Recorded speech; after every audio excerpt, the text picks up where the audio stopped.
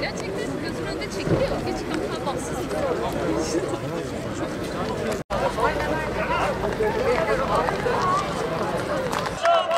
Yaşamak istiyoruz.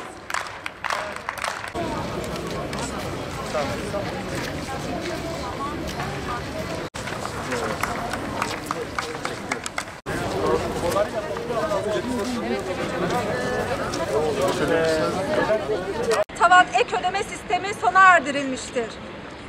Son yayınlanan 3 aylık hep birlikte kahraman çalışanlarının sorunlarını görmezden gelen Sağlık Bakanlığımıza alkışlıyoruz.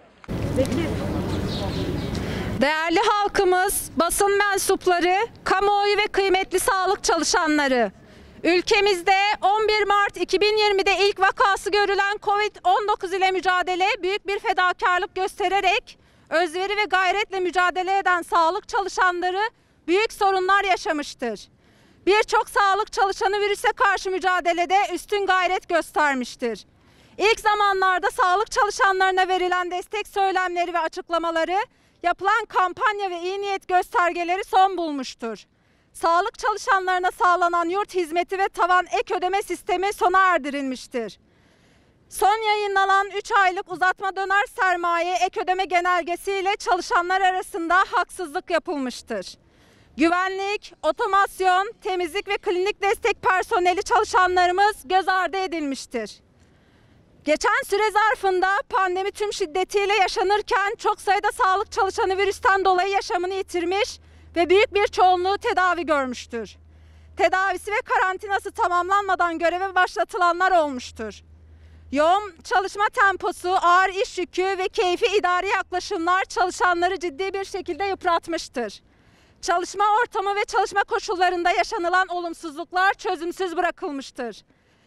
Vergi dilimleri, eriyen maaşlar, düşen alım gücü, yetersiz sağlık çalışanı sayısı, artan iş yükü, liyakatten yoksun idari yaklaşımlar, ek gösterge ve yıpranma payında sağlık çalışanları arasında ayrımcılık, idareciler tarafından kişiden kişiye yapılan keyfi muameleler, uygulamalar, kurum içi ve il içi yapılan haksız görevlendirmeler, mobbing ve baskılar, kaldırılan izinler ve hemen hemen her gün sağlık çalışanlarının Covid-19'a bağlı olarak yaşamını yitirmesi ve sağlık çalışanlarına uygulanan şiddet nedeniyle sağlık çalışanlarımız büyük bir bunalım yaşamaktadır.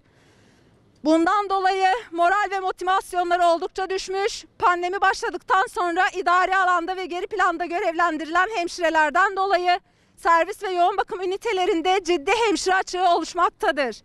Diğer branşlardan hemşirelik hizmetlerinin yürütülmesiyle görevlendirmeler sağlanmaktadır.